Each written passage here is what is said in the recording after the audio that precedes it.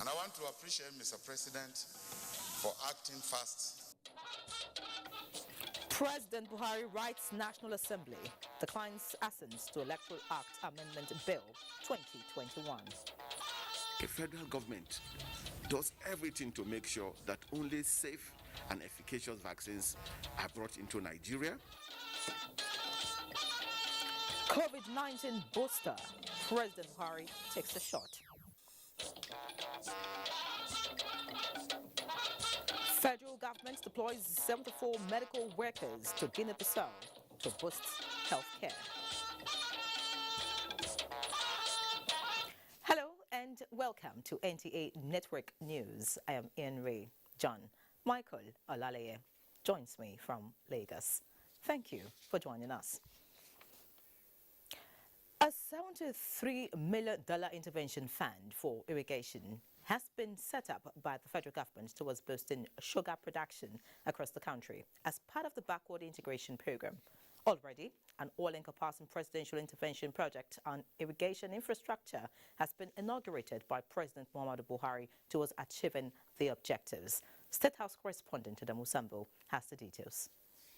Records show that out of the nearly 165 countries producing sugar in the world, none in sub-Saharan Africa is enlisted amongst the first 10 sugar producers. Similarly, in Africa, the continent's largest economy, Nigeria, could not make the first 10 sugar-producing countries despite its enormous potentials, a situation the Buhari presidency described as unacceptable.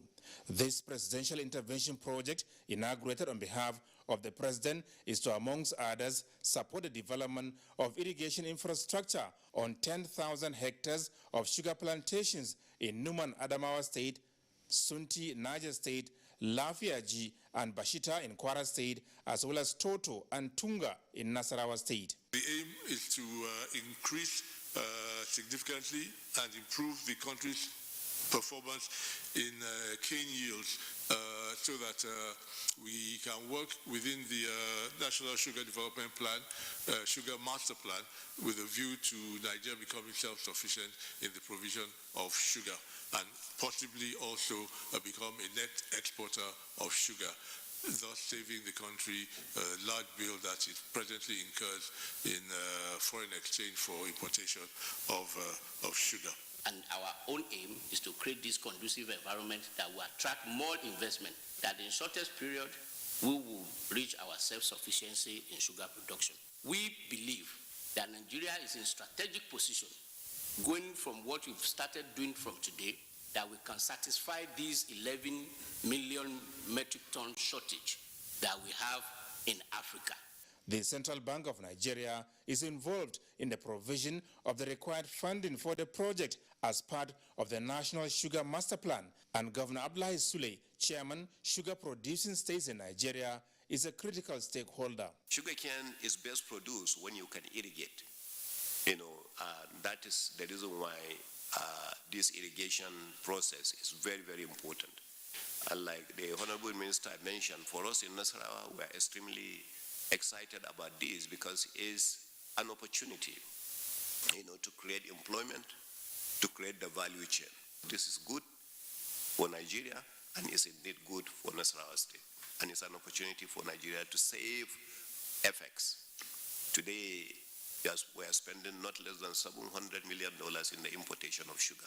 Some major operators of the backward integration program described the move to enhance sugar production in Nigeria as appropriate and timely. We're really excited. This is an important opportunity for all the players in the industry and also for Nigeria. I don't think there's ever been any intervention in the agricultural infrastructure for up to 10,000 hectares at one single time. So this is very, very important for Nigeria for development of sugar industry. And as has been said, that this is a green industry. It doesn't create any kind of pollution. As the whole world is now going for the green fuel, so sugar industry is green in all its respect. During the event, several agreements were signed by the stakeholders to fast-track the development of the various sugar plantations in the country towards producing sugar, ethanol, and power. From the State House, Adamu Sambu, NTA News. And on health, President Muhammadu Buhari has formally taken the booster shot of the COVID-19 vaccine. This is to further demonstrate leadership in the renewed drive towards controlling and containing the global health challenge. Again, State House correspondent Adamu Sambu has the details. The booster dose of the COVID-19 vaccine was administered on President Muhammadu Buhari by his chief personal physician, Dr. Suhaib Sanusi Rafindadi. Though devoid of any formal ceremony, this could best be described as a symbolic confirmation of the safety and efficacy of the vaccine. It was also a demonstration of faith in the vaccination exercise. President Muhammadu Buhari's e-vaccination card was thereafter presented to him by the Executive Director, National Primary Healthcare Development Agency, Dr. Faisal Shuhaib. And what we're seeing from the data is that COVID-19 is now mostly a disease of the unvaccinated. Out of every 10 people that have died, the data shows that 8 of them are unvaccinated. So there's a greater likelihood of dying from COVID-19 if you're unvaccinated. What Mr. President has done today is again to indicate to all Nigerians that the federal government does everything to make sure that only safe and efficacious vaccines are brought into Nigeria, and that when they are brought into Nigeria, we'll double check to make sure that it fits the very high standards that have been set by NAFDAC. So when you go to any health facility, when you go to any mass vaccination site, one thing that should be clear in your mind is that this vaccine that is going into your body is safe and is going to protect you against severe forms of COVID-19. It will also protect you from dying from COVID-19.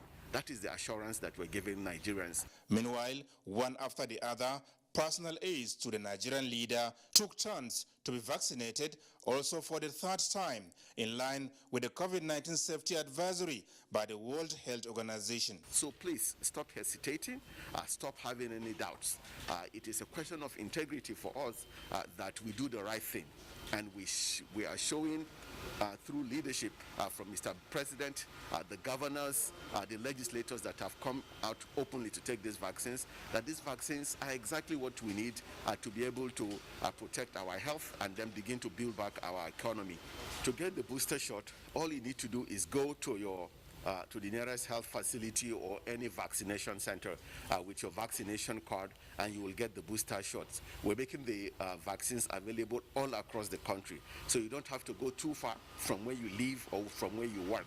When you get your booster shot, you actually get better protection against the Omicron variant. Records show that over 8 million Nigerians have now been vaccinated against COVID-19. From the State House, Adamu Sambu, NTA News. And still in the State House, Governor Nasiru Ahmed El-Rufai of Kaduna State has formally briefed President Muhammadu Buhari on the recent attack by bandits in parts of the state, resulting in the death of nearly 40 villagers. State House correspondent Adamu Sambu reports that the president also granted audience to Governor Kayode Fayemi of Ekiti State. Governor Nasir Ahmed El-Rufai, who was accompanied to the State House by the State Commissioner for Internal Security, Samuel Arwan, gave detailed briefing to the president on the attacks on 5 villages in Giwa local government area recently. He said 40 villagers were killed by the bandits, who also burnt down houses and agricultural produce in the unfortunate incident described as one of the worst in the state. There has been some improvement in Kaduna State, but this incident was quite a shock to us. And in my view, it is because the operations are being carried out piecemeal in states. So when they are attacked in one state, they move to another. The president was saddened by these attacks and promised to continue to support the Kaduna State government in every way to bring an end to these challenges. He'll be holding meeting with the security chiefs in the next few days to further articulate a holistic strategy to address the insecurity in the northwest in particular. The governor also briefed President Muhammadu Buhari on the state's infrastructural development drive and formally invited him to personally inaugurate those already completed. And we're really looking forward to him coming and to make him proud. People have asked us, where did you get the money to do these projects? We've been prudent. We've been saving our money. We've not been wasting our money on recurrent expenditure. We also negotiate very good prices with contractors, and we don't expect contractors to give us any kickbacks or whatever. So we do get good prices from them. President Muhammadu Buhari also granted audience to the chairman of the Nigeria Governors Forum and governor of Ekiti State, Dr. Kayode Fayemi. The governor appreciated the president for his efforts at stemming the tide of insecurity in the country and dealing with the nation's economic challenges. I came to see the president in my capacity as the chairman of the Nigerian governors and to express, as I said, gratitude for his approval of the bridge finance, and is also to let him know some of the steps we are taking in our various states to also fundamentally address these lack of revenue, because we have a challenge in this country and tokenistic support will not do. The truth of the matter is the country is not as buoyant as most people think it is. And one of our suggestions to Mr. President is clearly that we need to create the enabling environment that would give those who can provide such support for the country the confidence to want to invest in the future of Nigeria. The meetings are in furtherance of President Buhari's strategic engagement with a broad spectrum of Nigerians towards addressing critical national issues. From the State House, Adamu Sambo, NTA News. Meanwhile, the federal government is committed to sustaining production of relevant statistical information needed for effective tracking and monitoring of sustainable development goals in Nigeria. Vice President Yemi Osinbajo said this during the launch of the baseline report and realignment of the National Statistical System with Sustainable Development Goals 2020. State House correspondent Jidoni Fade reports. It is the official launch of the baseline report and realignment of the National Statistical System with Sustainable Development Goals 2020 here at the banquet hall of the State House. To Nigeria and the rest of the African countries, the achievement of the Sustainable Development Goals is crucial to the task of ending hunger, poverty and disease, as well as safeguarding the environment and creating jobs. Vice President Yemi Osinbajo says these goals are also central to the vision of the Buhari administration, which is committed to lifting 100 million Nigerians out of poverty within a 10-year period through social investment plans. There's no question that the Nigeria SDGs Implementation Plan 2020 to 2030 offers a coherent pathway for achieving the expected outcomes in the next decade. One of the areas of marked improvement in this document that we're presenting is the increased range of reporting from the 126 indicators recorded in the 2016 baseline report to the 141 indicators in the current 2020 report. The report, as explained by the Bureau of Statistics, provides an update of the data contained in the baseline report 2016 for monitoring and evaluating the progress being achieved in the implementation of the Sustainable Development Goals in Nigeria and the ongoing realignment process of the Nigerian statistical system with the Sustainable Development Goals. With this launch, we'll be able to track our progress on the SDGs more accurately on an annual basis. Our approach ensures that the SDGs are central to our national development efforts and are indeed policy priorities for the foreseeable future. Clearly, all of these policy and planning documents bear the imprint of the SDGs as overarching national priorities. This event will mark yet another landmark in the strive towards sustained self-development in Nigeria. Confirming Nigerian commitment on behalf of Mr. President to the successful implementation and even acceleration of SDGs in Nigeria.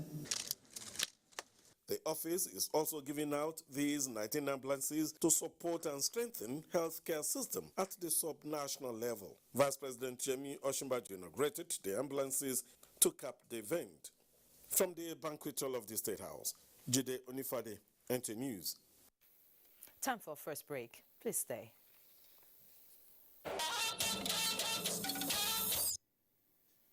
Thank you for staying. President Muhammadu Buhari has withheld assent to the Electoral Act Amendment Bill 2021, stating that assenting to it in its present form will be counterproductive. National Assembly correspondent Ignatius Nkwo reports that this is contained in his letter to both chambers of the National Assembly.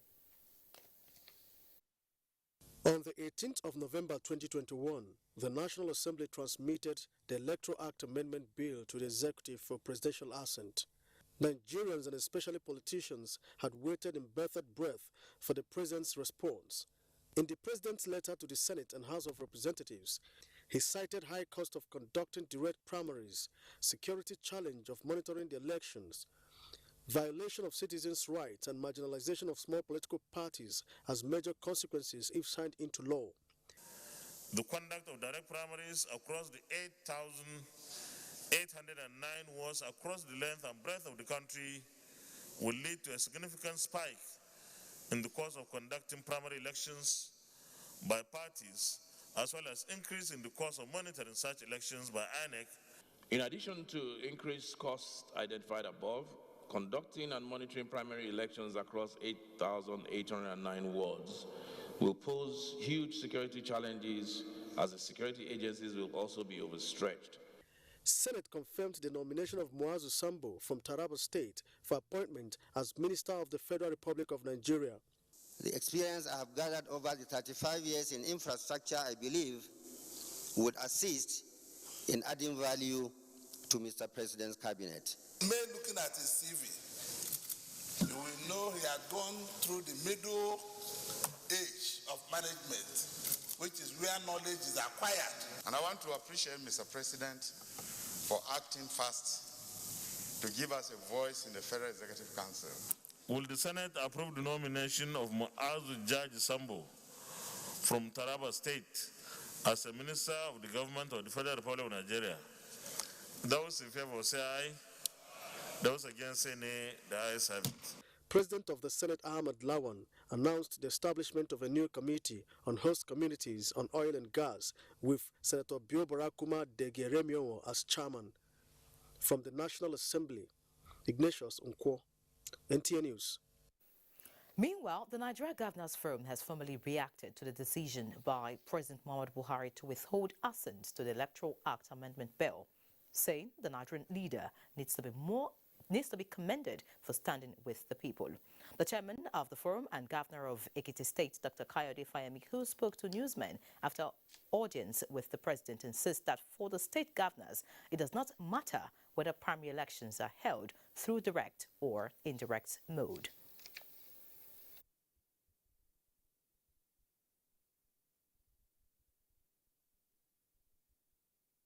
What is governor's interest and concern is that opportunities are given for an inclusive process. And I think that is what Mr. President's letter has brought out. Mr. President has not objected to direct primaries. Neither has he endorsed indirect primaries. He has only said, be fair to all. Let all options apply. And what you decide should be determined by your own local and peculiar circumstances, being mindful of questions of security, finances, and democracy, internal democracy. So I think all should commend the courage of Mr. President to stand with the people. And the President, just like me, is not afraid of whatever mode you decide to use. When I chaired the primaries, the historic primaries that brought him in as a presidential candidate, I was the chair of that primary in 2014. It was an indirect primaries.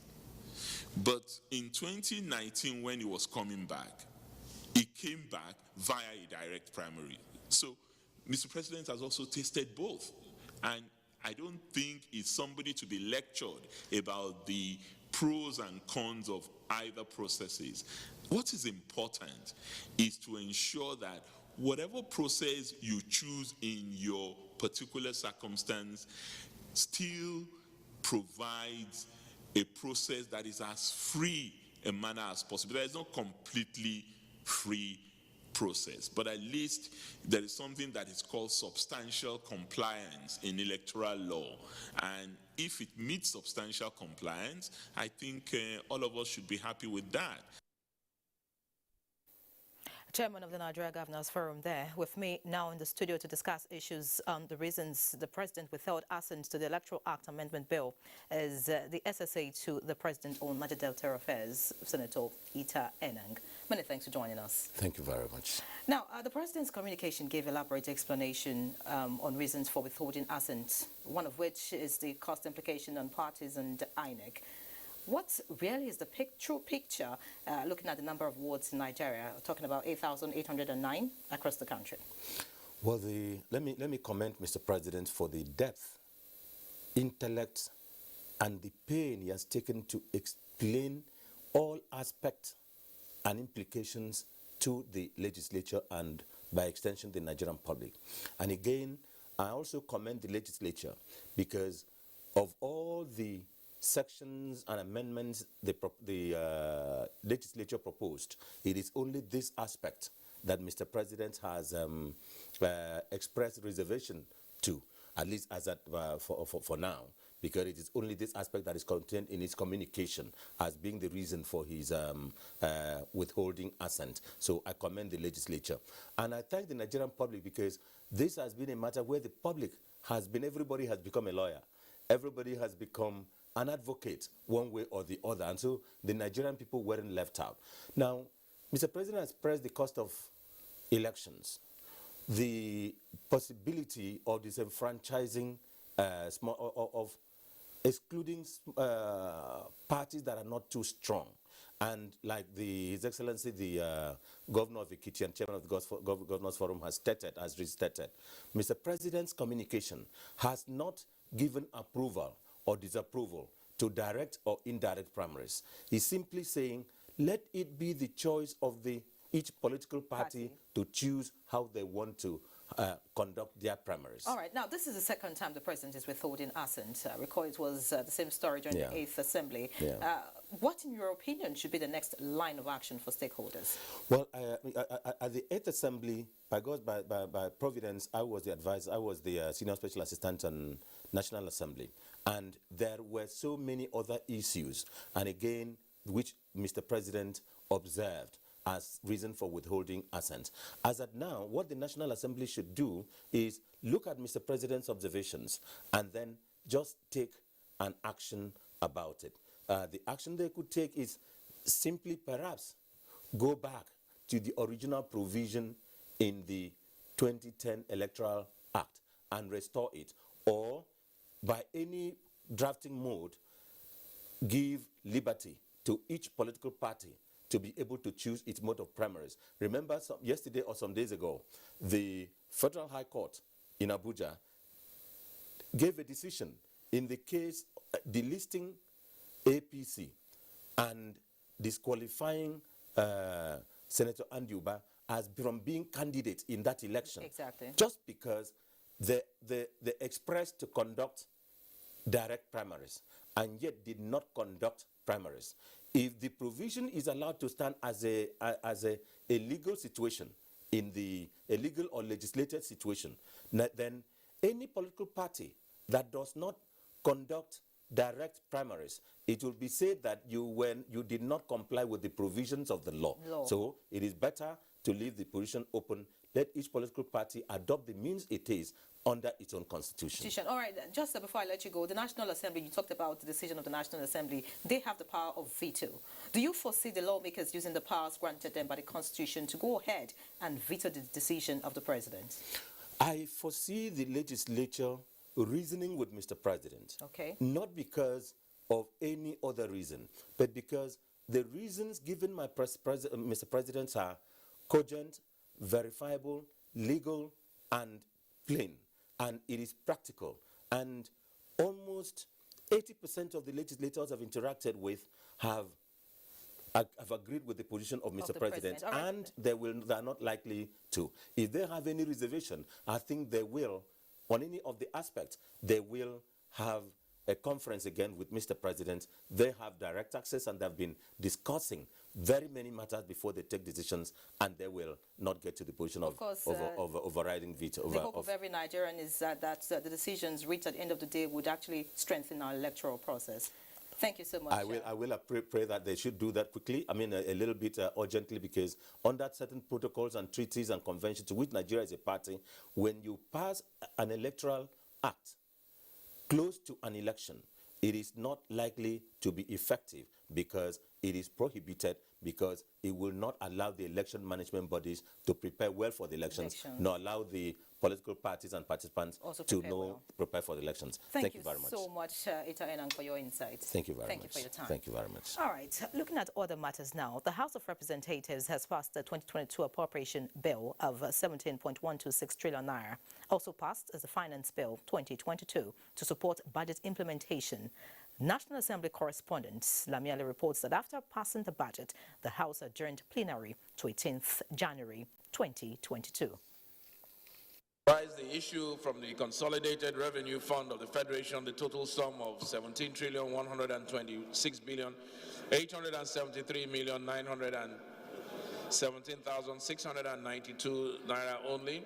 At this accelerated legislative process to ensure sustenance of the January to December budget cycle, the House of Representatives at this sitting considered, approved and passed the 2022 budget estimate after the presentation of the report by the House Committee on Appropriation. The highlights of the budget based on 2022-2024 MTEF parameters as approved by the National Assembly are as follows.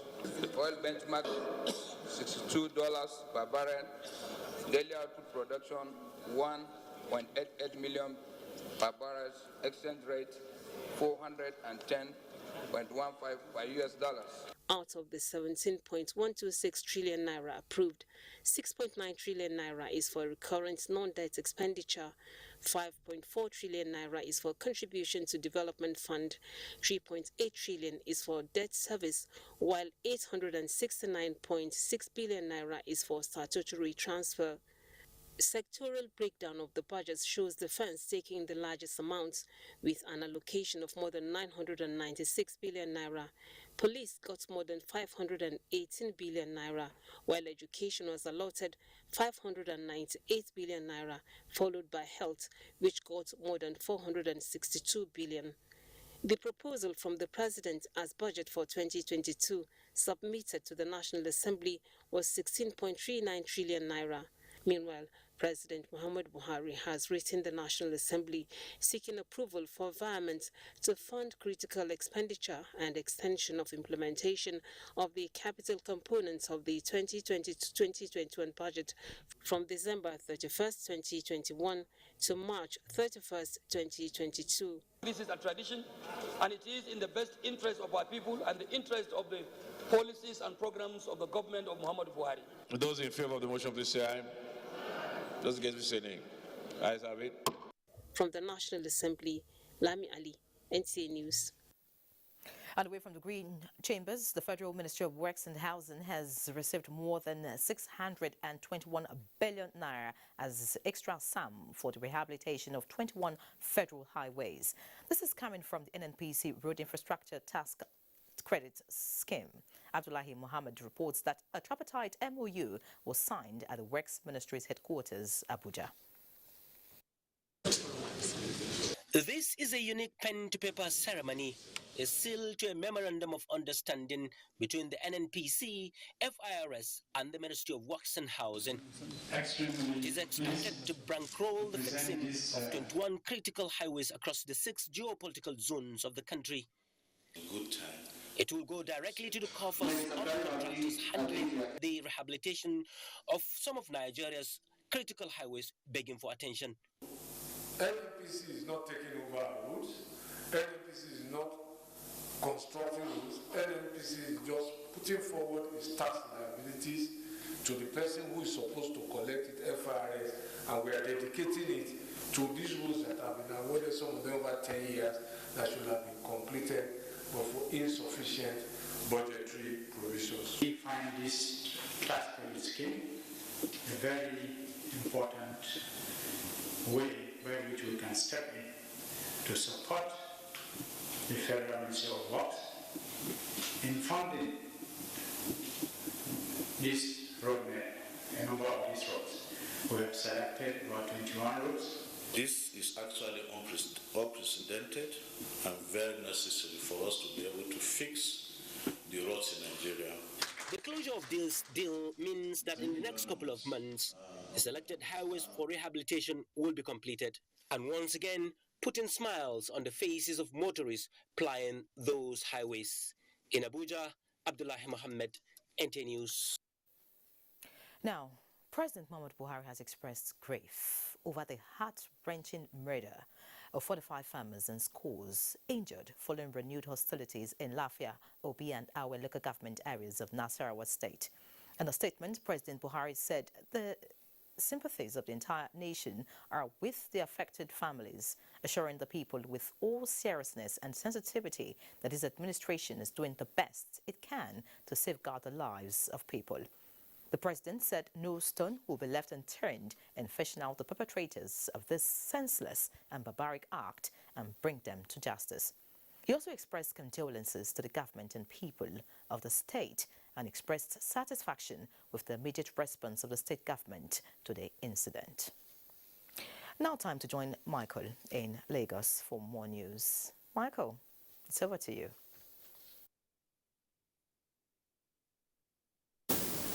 Thank you, Larry. President Muhammadu Buhari's recent visit to Lagos has been described as a move to improve the country's capabilities to fight piracy in the Gulf of Guinea. The Senior Special Assistant to the President on Media and Publicity, Garba Shehu, said this while reacting to insinuations that the visit was to attend a book launch. Just a fortnight ago, President Buhari inducted the third Made in Nigeria Seaworld Defense Boat, NNS OG, and other vital military assets onto the naval platform. Although a crucial and timely intervention aimed at ending crimes on sea. The plus here, according to the Senior Special Assistant to the President of Media and Publicity, Garba Shehu, is that the ship and others are the largest military vessels ever produced domestically. Garba Shehu, in a statement, maintained that the feat is key to the President's commitment to ensure that Nigeria is self-reliant as a nation and determined to eliminate dependence on foreign importation of arms. The President also surveyed and inaugurated a naval helicopter that will join the new vessels in squatting for and countering piracy that impedes security and trade along the country's exclusive economic zone. This landmark achievement, Garba Shehu said, was done on the same day with the launch of an autobiography by National Leader of the All Progressives Congress, APC, Bisi Akande. Garba Shehu maintained that the President has the right to attend the launch of an autobiography by Bisi Akande, a leader who played a crucial role in keeping democratic opposition to military rule alive when the occasion coincided with the launch of a military platform crucial to boosting the country's seaborne defense. The Senior Special Assistant to the President of Media and Publicity noted that while efforts to degrade banditry is ongoing, securing the maritime domain is equally crucial, and this President Buhari demonstrated with his visits to Lagos as part of measures to strengthen the capacity of the armed forces to nip crimes and criminality in the bud. Lagos State government has raised a bond of 137.328 billion naira to finance critical projects in the state. Musa Toliat reports that the bond is the single largest to be issued by any state across the country. The official signing of the 137.328 billion naira bond issuance paves the way for the much-needed finances to bankroll key projects in various sectors of the economy in line with the themes agenda of the Lagos State government. Our ability to once again issue such a long tenure bond demonstrate investors' confidence in the effective delivery of our long-term developmental objectives, which we do not take for granted at all. We will continue to uphold our commitments to remain the most responsible issuer in the Nigerian capital market. The intended subscription by Lagos State government was 125 billion naira bond, but investors' confidence in the state government jacked it up to the tune of 137.328 billion naira. This offers a great savings to our debt service obligation in respect of about 25 billion in the medium term.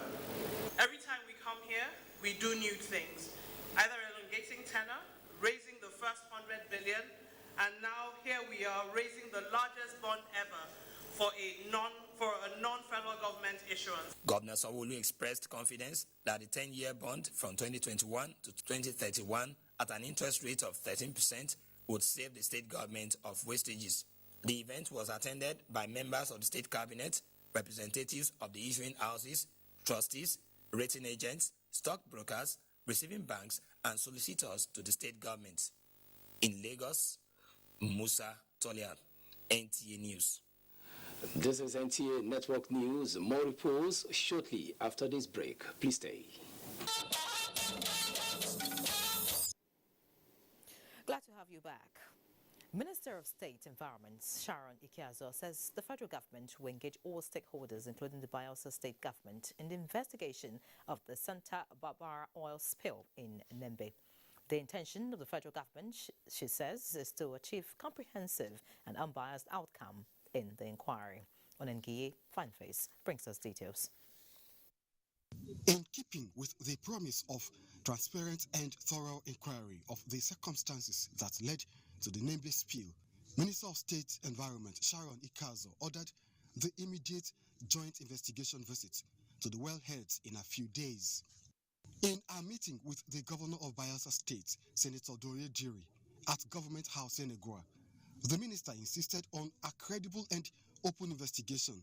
You can't have that JIV without representatives from the host community, and in that case, the host state government. Nothing should be cloaked, nothing should be covered. It is a commitment that addresses the concerns of the state governor to see that the right steps are taken to solve the problem at hand and prevent any recurrence of oil spills in the state. Our umpires will work glove in hand with the Bayelsa State government, and we will see a transparent process. And as you have rightly directed, that all media houses interested will be there to see it. The major target of the joint investigation is to determine whether the spill at Santa Barbara was as a result of equipment failure or due to third-party sabotage. Onengiye Fineface, NTA News.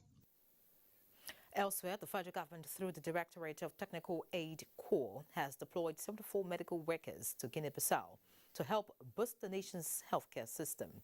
Benny Adams reports that the deployment is in fulfillment of President Muhammadu Buhari's promise to his Guinea-Bissau counterpart earlier this year. This is the first batch of 74 specialized health workers being deployed to Guinea-Bissau. They are 17 volunteers willing and ready to contribute to the well-being of citizens in Guinea-Bissau. Adama Samuel John is a retired pediatrician who is excited to be re-engaged to practice and serve as an ambassador of Nigeria to the world.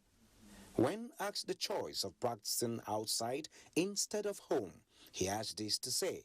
If we are engaged in other areas, why not? We will work.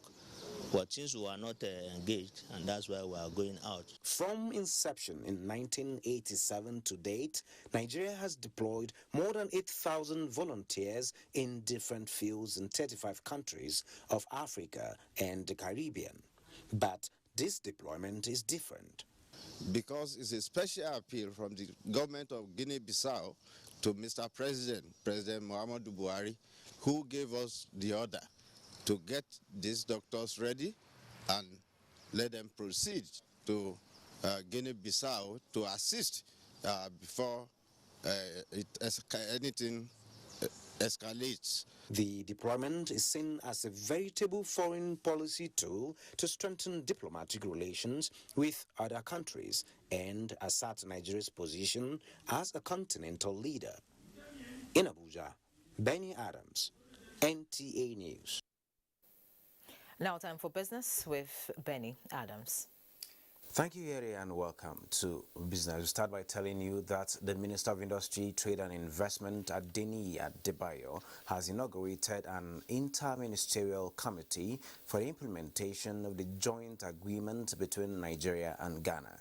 The committee, headed by the Permanent Secretary of the Ministry, Dr. Evelyn Ngige, has the mandate to resolve the lingering crisis faced by Nigerian traders in Ghana. The face-off between the two countries has led to the eviction of Nigerian traders in 2007 and the closing of more than 300 shops in 2018, in addition to an investment portfolio of $1 million to engage in any retail business in Ghana. And on the capital market, investors lost 3.21 billion naira as all share index dipped by 0.01% to close at 42,388.57 basis points, with market capitalization at 22.1 trillion naira. 275.9 million shares valued at 3.9 billion naira exchanged hands in 3,489 deals. Market breadth closed positive as H markings led 20 gainers as against 14 losers, topped by Etana. UACN, FBNH and UBA were the most active to boost market turnover. That is business news, but network news continues after this break.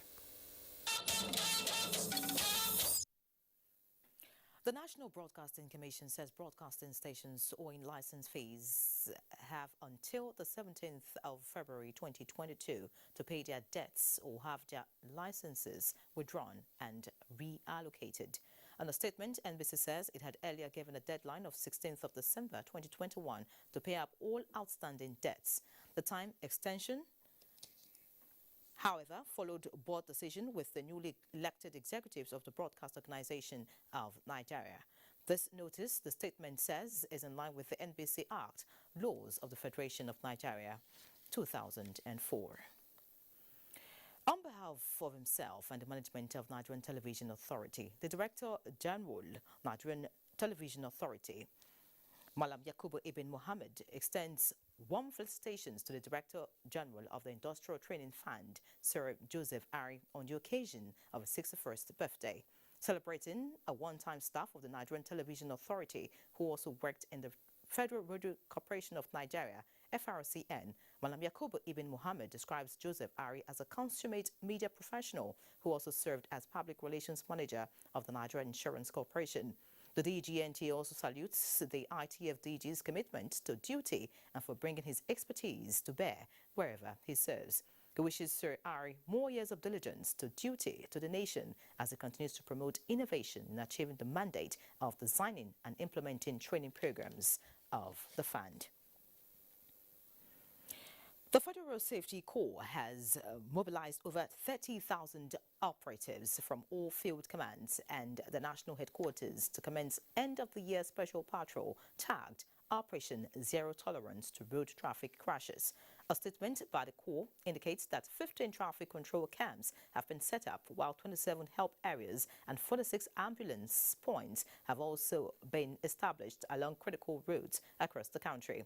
Other operational equipment have also been put in place to complement operational and public education efforts.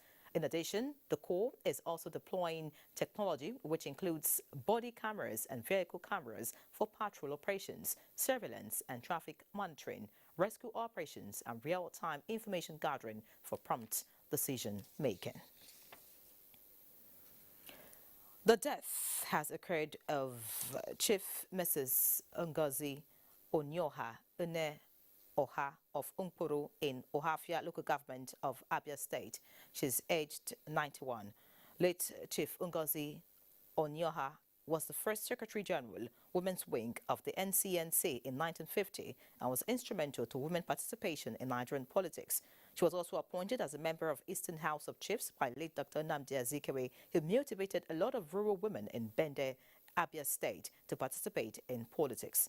She received numerous awards, including the Spirit Award of Detroit from the mayor of Cleveland, Ohio, United States. Late Chief Ngozi Onyoha was married to Chief K.O.K. Onyoha, Secretary General of the Zikist movement. President Muhammadu Buhari has extended heartfelt condolences to the government and people of Abia State, as well as the Nigerian Union of Journalists, NUJ, on the passing of former national president, Mr. Boni Nuoha.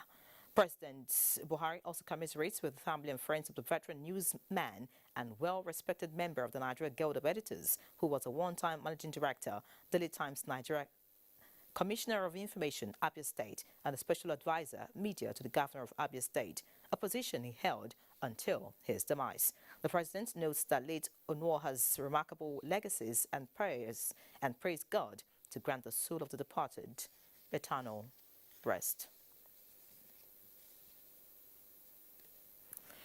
And talking about the broadcast license fees by the Nigerian Broadcasting Commission, the deadline is 17th of February 2022 and not 2021 as earlier mentioned.